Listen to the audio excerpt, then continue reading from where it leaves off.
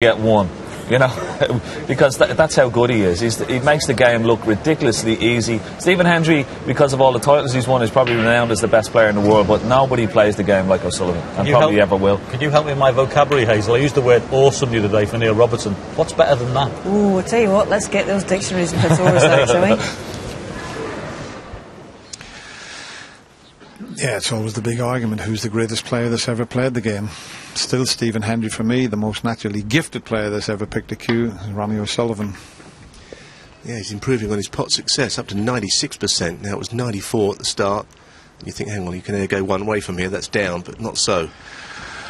And even there, not a good safety shot from Mark Williams, and every chance now that this match could finish with a session to spare. Ronnie just needs two more. There's two more to be played this afternoon.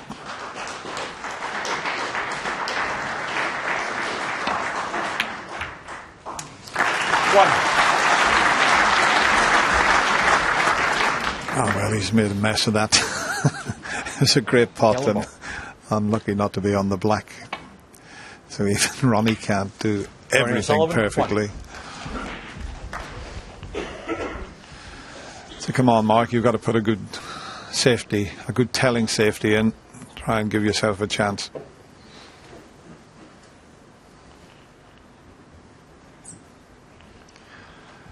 In fact, you can get back down the table, but the yellow's off its spot, so there's nothing over that side of the table to play in behind. And he could push a red over the corner here.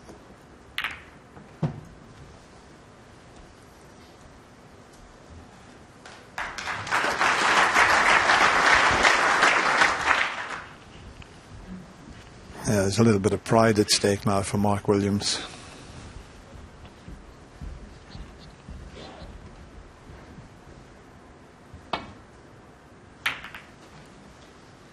Bit too thick. But even then he hasn't left anything easy.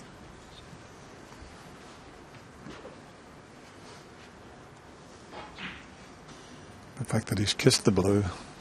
Okay, Mark's quite a tall lad, but he's just playing the safety. No value in trying to cut this one in.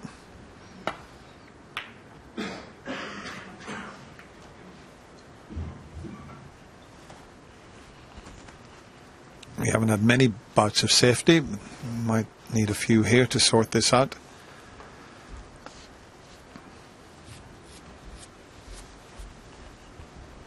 In fact, I'm going to have the great pleasure on the 12th and 13th of May at the Bedworth Civic Hall of captaining a Ryder Cup style team, and Ronnie's in my team along with Jimmy White and John Parrott, who's in the studio, as we watch that long red go in, not on a colour. And Cliff Thorburn's coming over, and he's going to captain the rest of the world team with the darling of Dublin, Stephen Hendry and Tony Drago. So we're going to have a terrific weekend after the World Championship. It's near Coventry.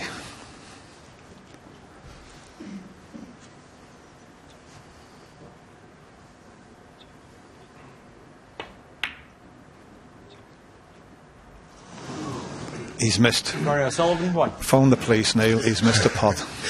It must have been tight, that one. He had a look at it. It only just went.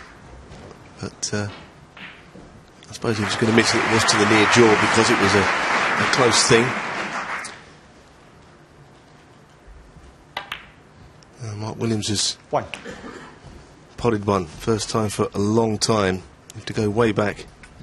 28 minutes in playing time, and that can be a long time and a lot of points against O'Sullivan. 28 minutes sitting down. And this has to go all the way around the table. He has to miss the yellow. It's a little bit awkward.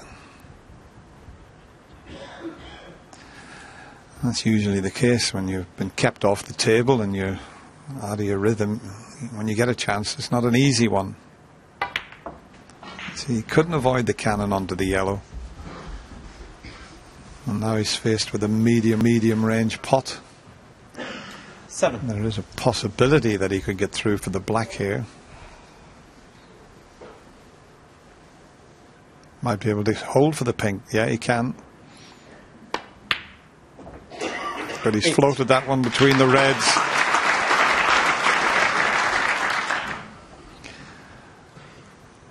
But I'm just looking, are they all covering each other into the left corner if he just drops the black in?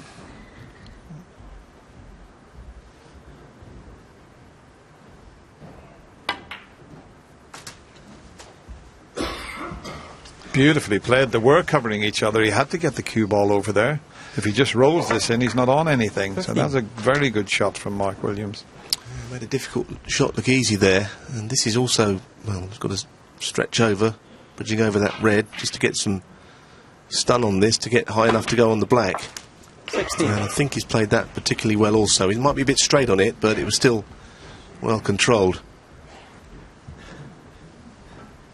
Well, I suppose if you could win these two frames for 11-5, we have known it here at the Crucible.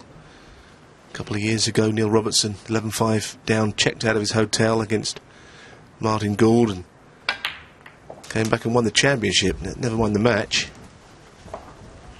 But he'd have to do that, have to win this frame and the next. Even then, it would be an extremely tall order.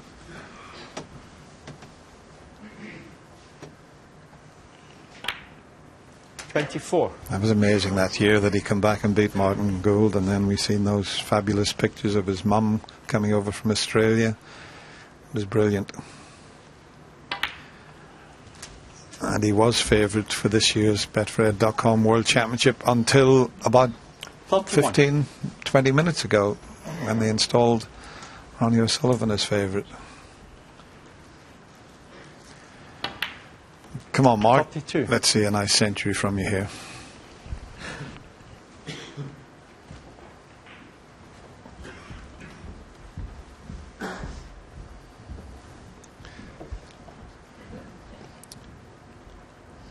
Well, he's been completely outplayed. This is his best break since frame 4, which was an awfully long time ago. 49.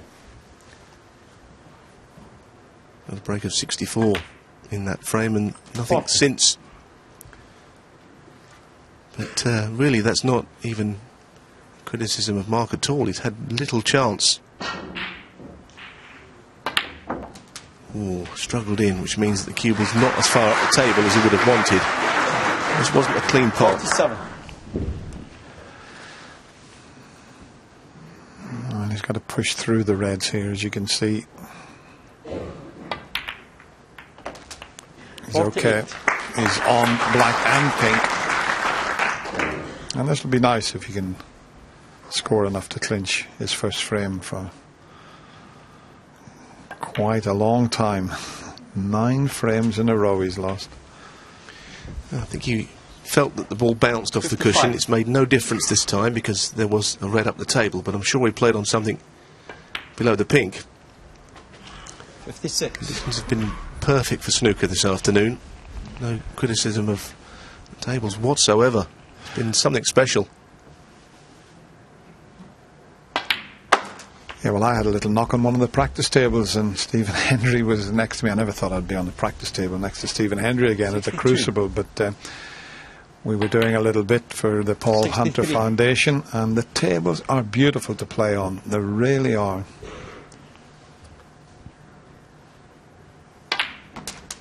Now, this is very good for Mark Williams. 70. First real chance for best part of 4 frames. And he takes it. 71. Well done, Mark. Every credit to you for this effort.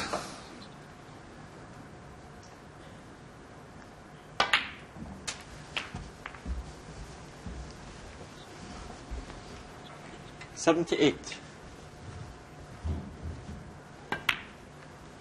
79. Not a good angle. He'll have to play some sort of exhibition shot to get nicely on a ready. Could just drop it in being left-handed. But there we go. Watch the white. He had so much check side on that. 86. Can he double this red or knock it up into the corner to make a possible century break?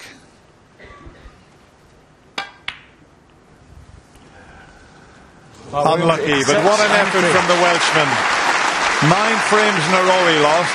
He got one sniff of a chance there, and he won the frame with a break of 86, but he's a long way back at 11-4. It is, but you've got to say in the circumstances, Ken and John, that is a really good and gutsy effort. Yeah, I think, as Dennis quite rightly said, pride sort of kicks in, that you certainly don't want to have the embarrassment of losing a match with a session to spare, and you know, that's what champions are made of. You know, you always want to give you 100%. It doesn't matter, you don't look at the score. You just got, every time you get in, you just got to try and give 100%, and that's what he's trying to do there. Fair play to him. What's your take on it, John? He's just lost 9 in a row there. You come to the table and you've been given a sniff of a chance, which you take. But what's the thinking when you are that far behind? It's personal pride, isn't it? You get to that point where you think... the other thing as well is to sit there and be logical about it. You know, he sat there for 9 frames because for the majority of the 9 frames, he hasn't played a bad shot. He's just had someone play supremely well. I mean, that is a wonderful effort to make that break he's made there.